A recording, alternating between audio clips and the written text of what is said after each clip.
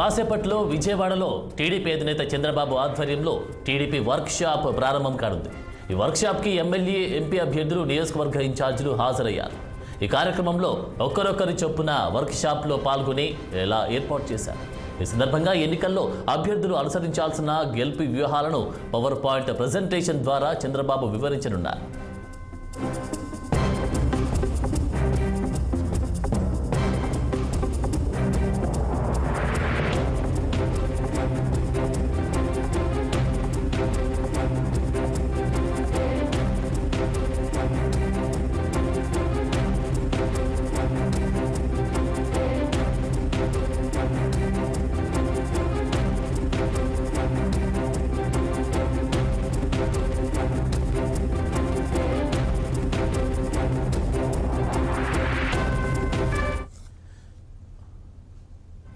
ఇక ఇదే అంశానికి సంబంధించి తాజా అప్డేట్స్ మా ప్రతినిధి కోటేశ్వరరావు అందిస్తారు. కోటేశ్వరం.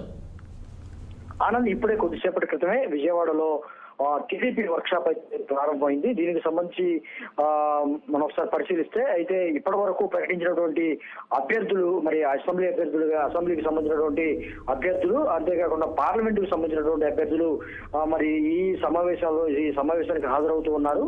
ముఖ్యంగా అయితే బీజేపీ నుంచి అయితే జనసేన నుంచి కూడా అభ్యర్థులు అయితే వస్తూ ఉన్నారు. అంతేకాకుండా ముఖ్య నాయకుల్ని ఆహ్వానించారని కూడా చెప్పుకోవచ్చు. ఇప్పటికే మరి బీజేపీ నాయకులు కొంతమంది వచ్చారు, కీలకమైన నేతలు. అంతేకాకుండా జనసేన మనోహర్ హాజరైన పరిస్థితి కూడా మనం చూస్తున్నాము.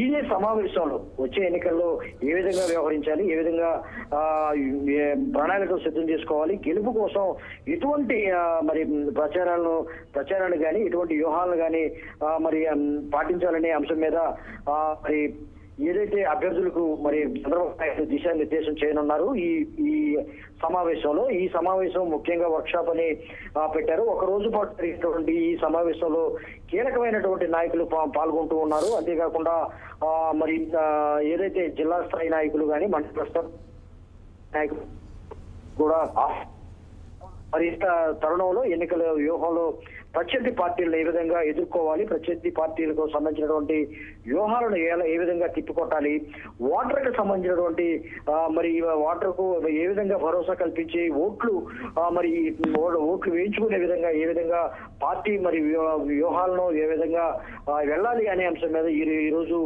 మరి పవర్ పాయింట్ ప్రెజెంటేషన్ కి ఎవరెవరు వచ్చే అవకాశం కనిపిస్తా ఉంది? మరొకసారి చెప్పండి.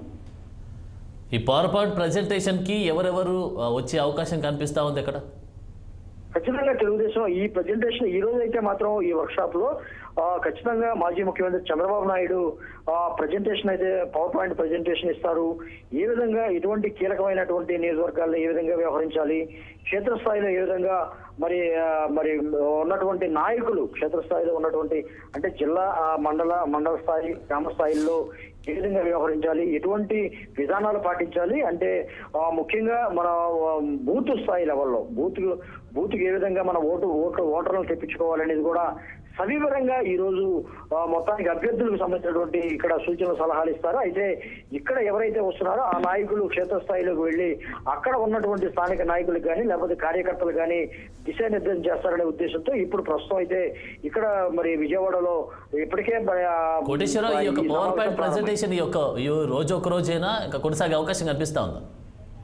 ఈ రోజు మాత్రం అంటే ఈ రోజు ఒకరోజు వర్క్ షాప్ అనే చెప్పారు ఆనంద్. అయితే ఈ రోజు జరుగుతున్నటువంటి ఈ పవర్ పాయింట్ ప్రెజెంటేషన్ లో మరి ఏ విధంగా అంటే గత ఎన్నికల్లో అనుభవాలను దృష్టిలో పెట్టుకొని ఏ విధంగా వ్యవహరించాలనేది కూడా తెలుస్తుంది. ఎందుకంటే 2024 ఎన్నికలు చాలా కీలకంగా మారబోతున్నాయి. 2000 ఎన్నికలు కీలకంగా మారబోతున్నాయి. అంతేకాకుండా ప్రతి పార్టీకి మరి ప్రాణ సంకటంగా ఉందని కూడా చెప్పుకోవచ్చు. ఎందుకంటే 2024 ఎన్నికల తర్వాత మరి గెలవన పార్టీల పరిస్థితి చాలా ఘోరంగా ఉంటుందని కూడా చెప్తూ ఉన్నారు. అయితే ప్రతి పార్టీ అయితే వైసీపీకి లేకపోతే టీడీపీకి కూడా చాలా కీలకంగా మారబోతుంది.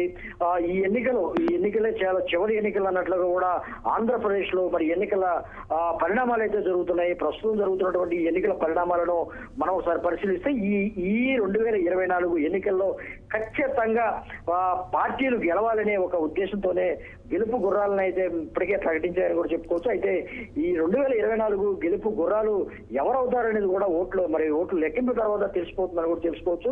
అయితే ఈ లోపలనే ఏ విధంగా వ్యవహరించాలని ప్రతి పార్టీ కార్యకర్తలకు దిశానిర్దేశం చేసే పనిలో ఉంది. అయితే ఈ రోజు తెలుగుదేశం పార్టీ అయితే మాత్రం తమ కార్యకర్తలకి తమ నాయకులకైతే దిశానిర్దేశం చేసే ప్రక్రియ కొనసాగుతుంది. మనం గతంలో చూసాము చాలా మరి చంద్రబాబు నాయుడు అయితే మాత్రం చాలా కూలంకషంగా చాలా సవివరంగా ఈ పవర్ పాయింట్ ప్రజెంటేషన్ ఇవ్వడం గతంలో కూడా చూసాం కొన్ని అంశాల మీద.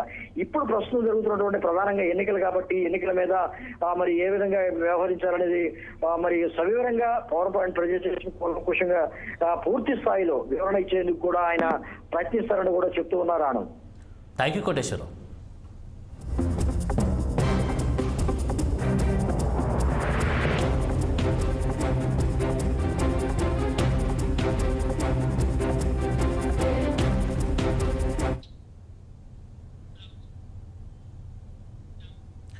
జై